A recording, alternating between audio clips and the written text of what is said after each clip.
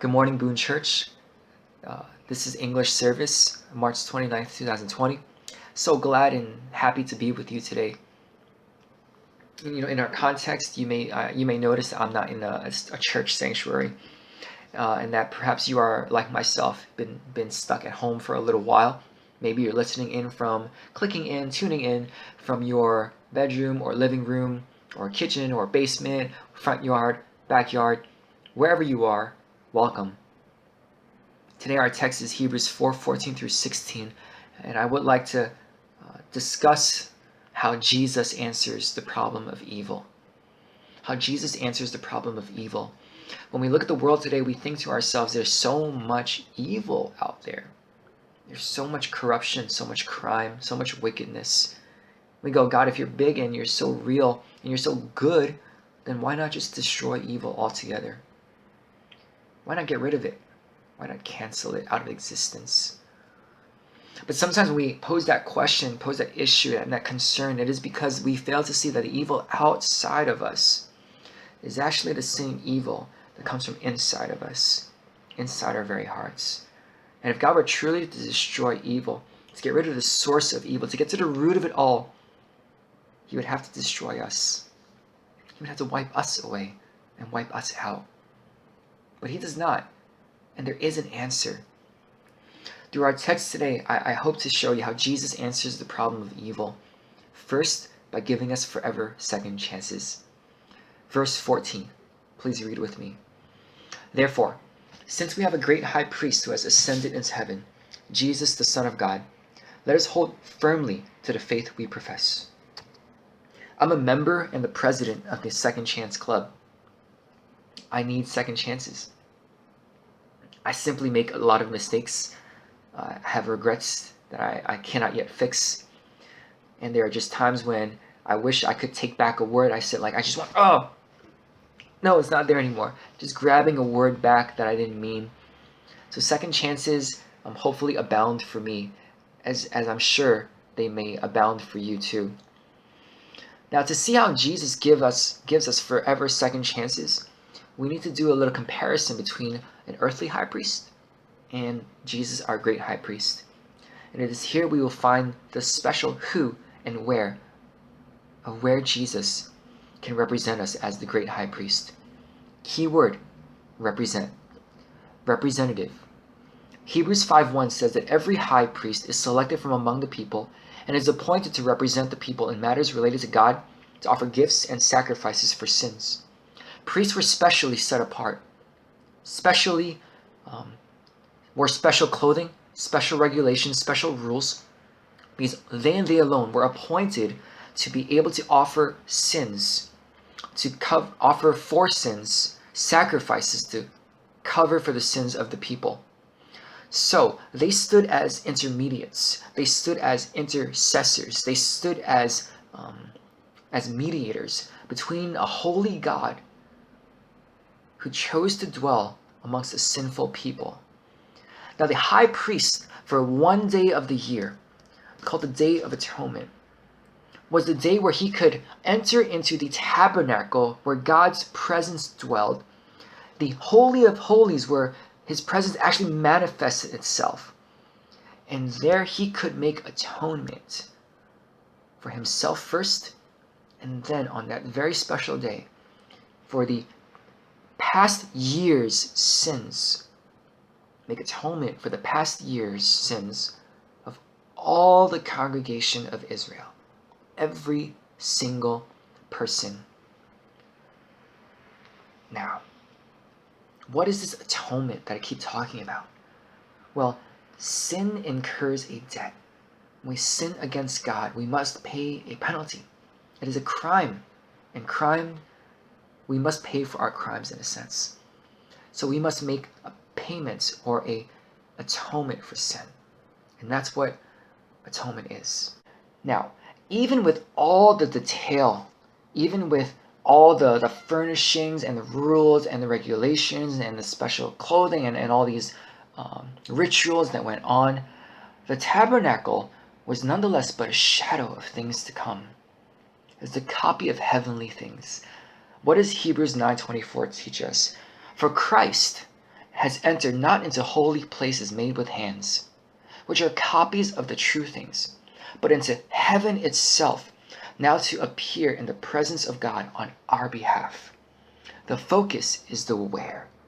The tabernacle was an earthly place, an earthly building, limited by time and space, and it could be worn out from usage, it could even be stolen, it could be burnt down. It was an earthly place.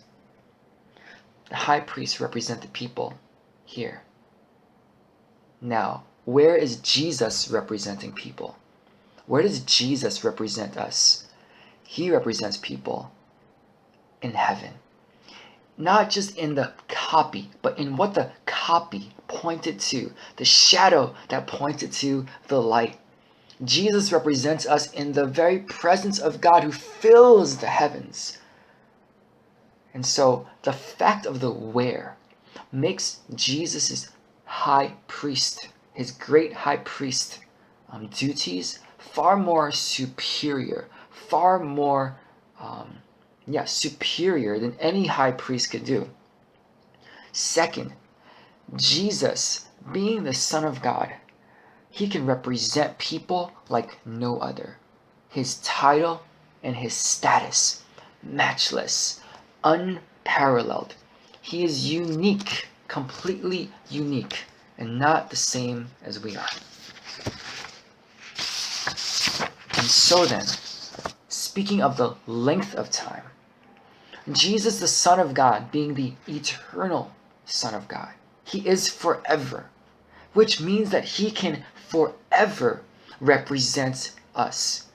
See, Old Testament high priests, they would ultimately pass away.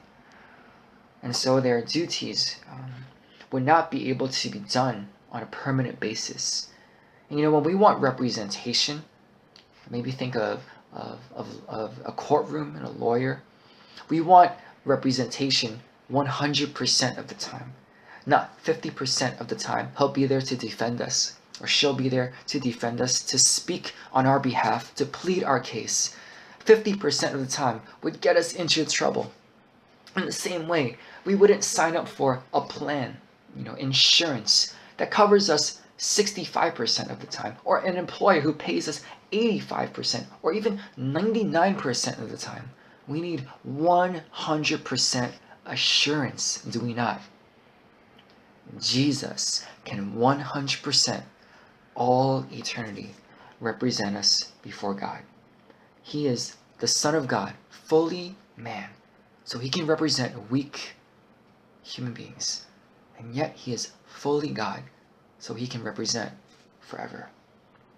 Hebrews 7:25 says this, therefore he is able to save completely those who come to God through him, because he always lives to intercede for them. What does this mean for us? It means that Jesus will never stop loving, never stop pleading, never stop interceding. Do you see what this means? Some of us here are going, you know what? I just need to find that more permanent, more certain relationship out there, that thing out there that's really going to promise to never let me go, to never forsake me, to never leave me behind, never abandon me. Where else would you look besides Jesus? Where else could you turn to than the one who can eternally represent you, eternally love you, eternally plead your case before God, and eternally intercede for you? This is the kind of love that inspires lyrics like this.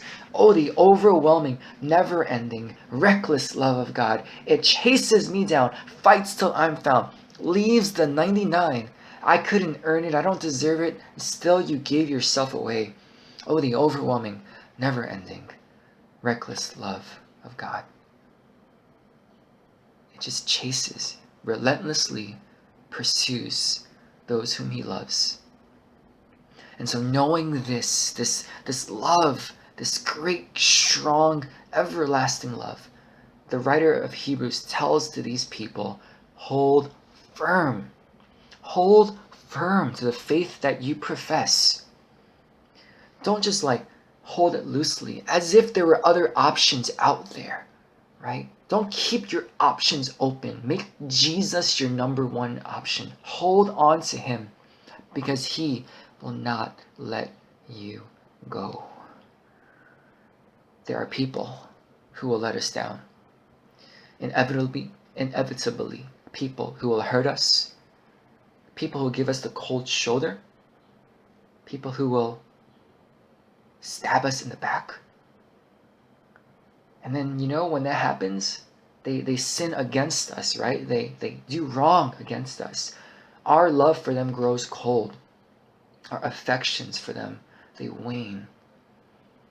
And what once was a burning flame, now a flickering fire. Not so with Jesus. We are repeat offenders, but his love repeats over us. He doesn't downplay the severity of sin. No, he doesn't downplay the consequences of our mistakes, of our wrongdoings against someone else or against him. No, but he doesn't turn his back. He doesn't just stand there and berate us. I can't believe you did that again. He doesn't threaten us. If you don't do it better next time, you know what I'm gonna do. He doesn't remind us of our past. I knew you would never change. You've always been the same. You've always been like that. Why even bother going to church? Why bother going to Bible study, reading the Bible? Why bother praying? You're just the same. If we feel like we've let him down, and there are times we do, we find that he's still holding us up. He still hasn't let us go. The overwhelming, never-ending, reckless, matchless, relentless love of God. He forever represents. He forever loves. One author says it like this: the only love that won't disappoint you is the one that can't change, that can't be lost, that is not based on the ups and downs of life or of how well you live. It is something that not even death can take away from you. God's love is the only love like that. So don't turn away from Jesus. He alone can give you those forever second chances. And the right way then to use a second chance is not to take advantage of it. But when we really truly receive that second chance, that second chance at life, that second chance at being forgiven and having the guilt and the shame off of our shoulders, that burden on our back that really prevents us from moving forward, when we are truly forgiven and we've got that second chance, we can go out there then, kind of moving forward to right the wrong and to stop these injustices from being perpetrated by our very hands, by our very actions. Isn't this the power to answer the problem of evil?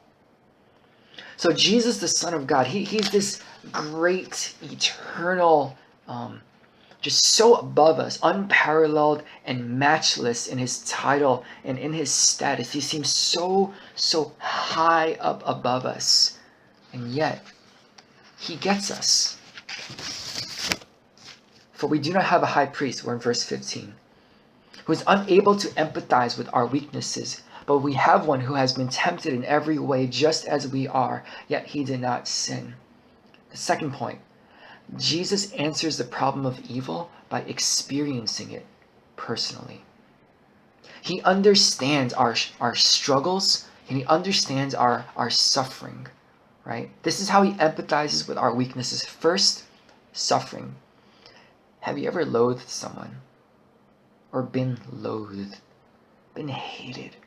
Like the wrong someone did to you, you just want to return it back to them tenfold, 20-fold.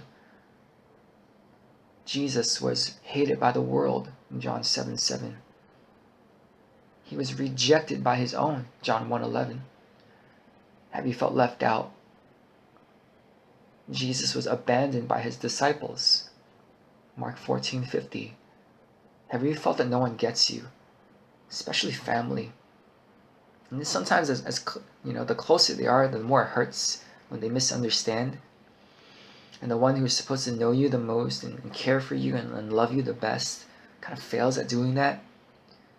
Jesus was misunderstood and mocked by his own family. Mark 3, 20-21.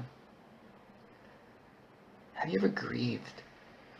Have you ever had moments or seasons in life where it's just tough? It's just so tough to do anything.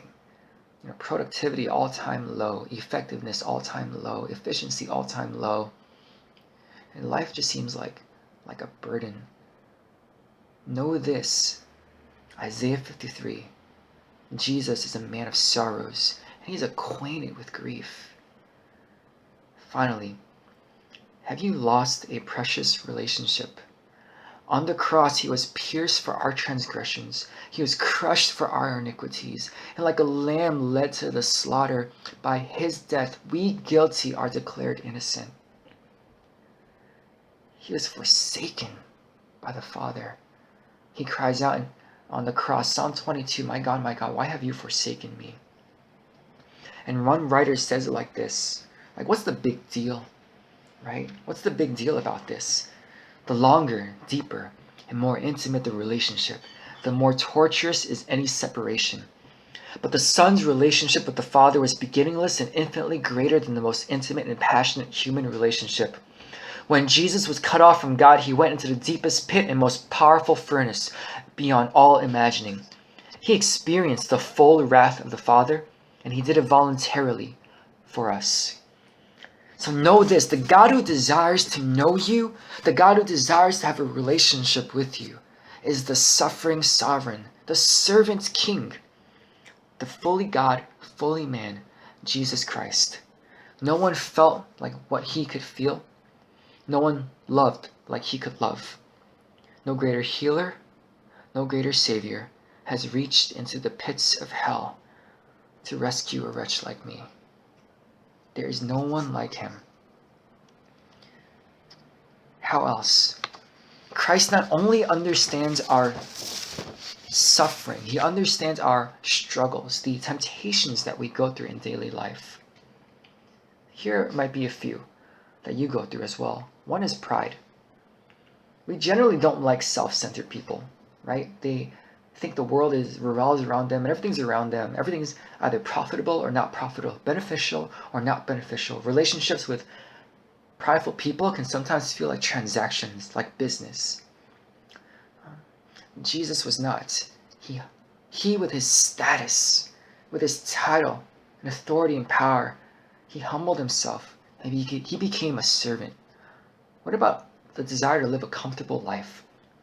Many of us go to school, work hard, to not just have a peripheral goal of an annual vacation, but we want the luxury, we want the lavish lifestyle.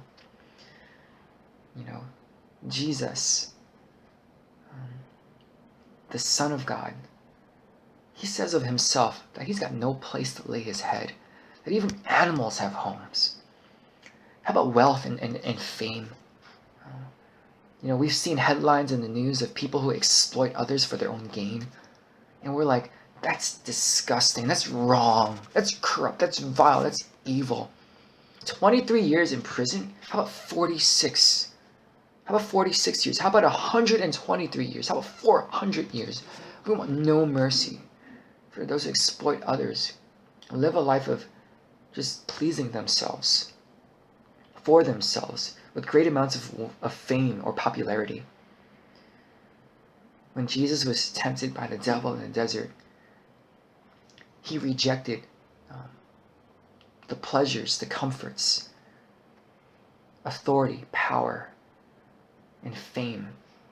And he instead chose a life then will be full of suffering and inevitably lead to death.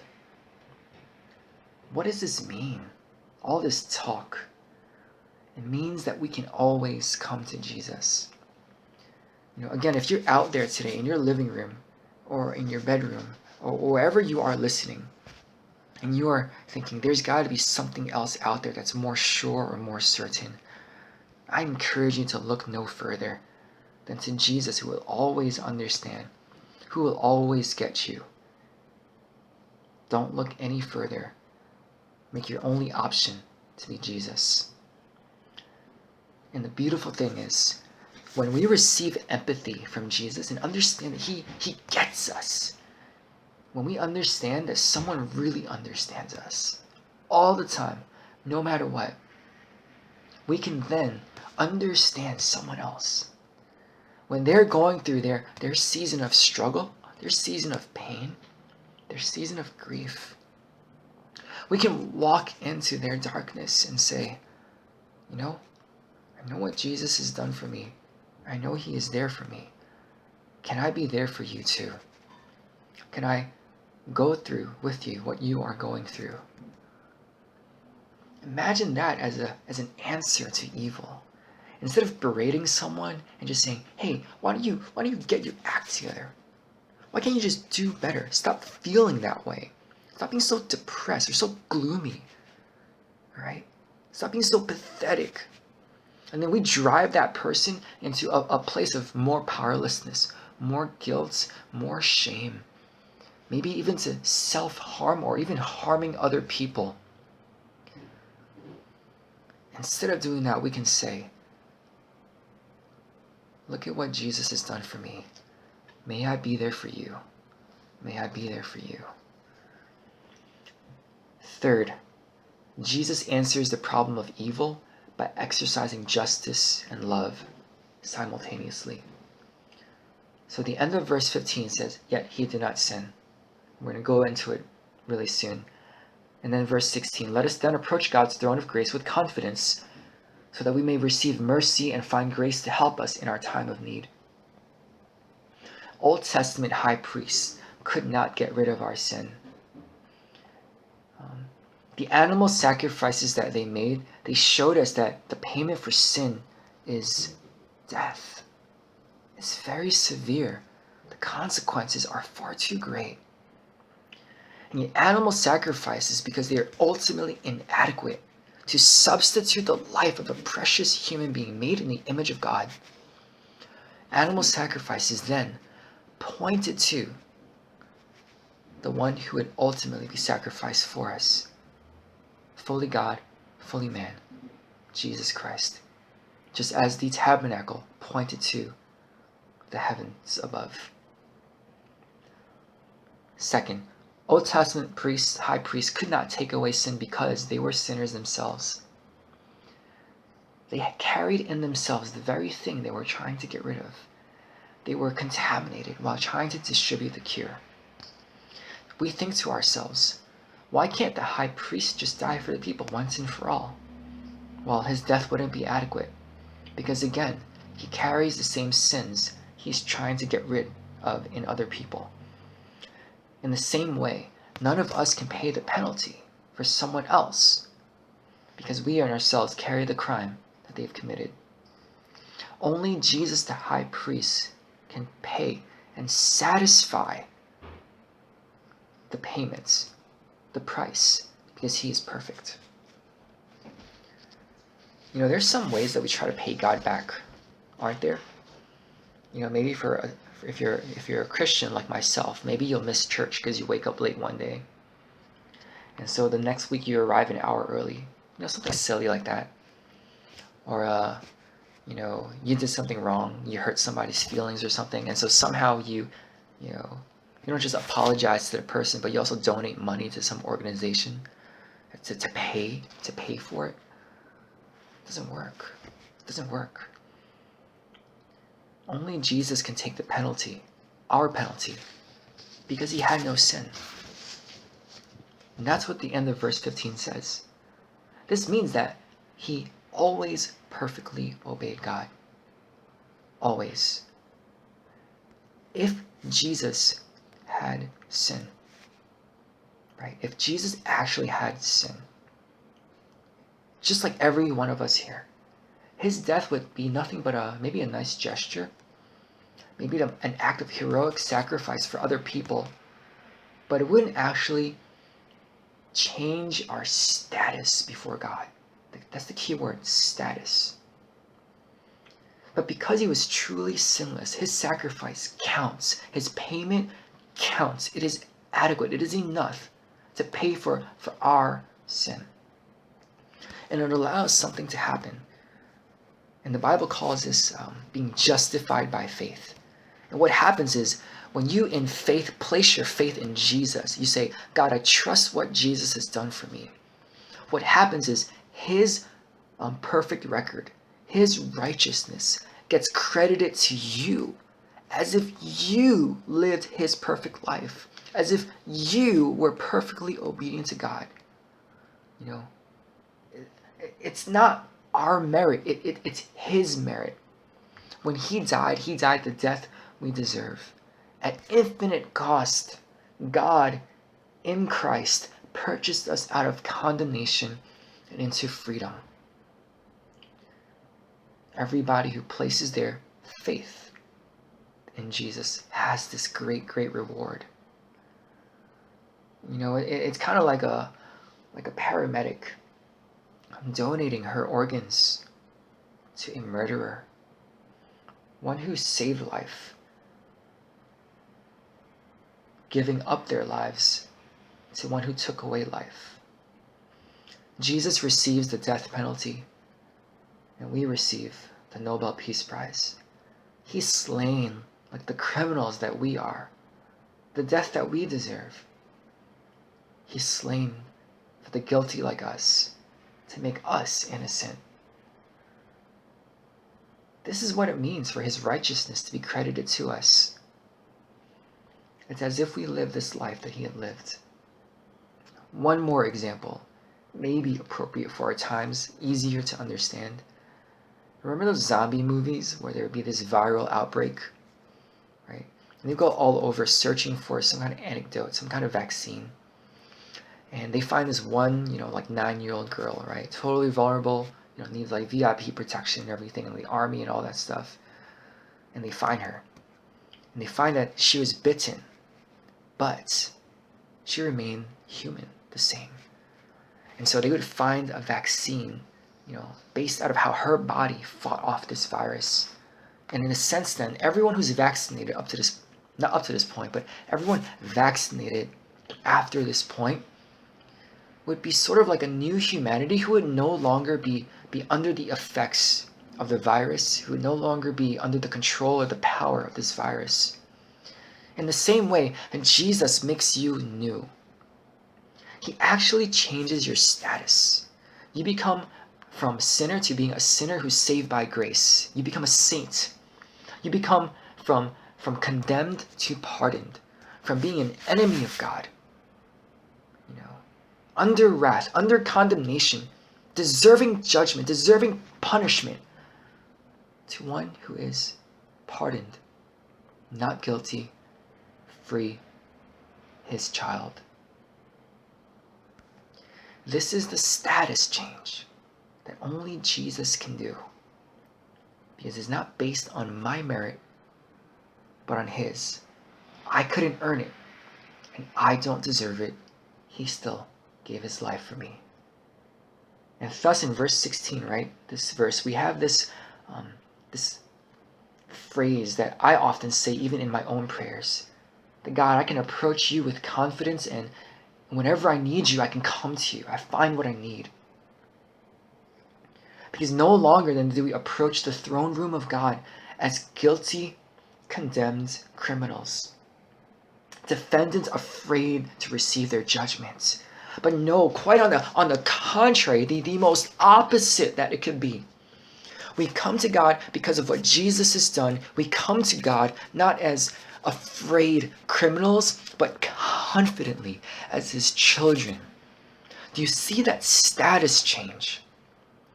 And I couldn't earn it. I don't deserve it. He gave himself for me. So now when I approach God, I'm not like, oh, I can't, what did I do? I cannot, oh, he's going to get me. He's going to get me. He's going to say, my son, my daughter. This is what Jesus has done. So now you might be asking, how does this answer the problem of evil?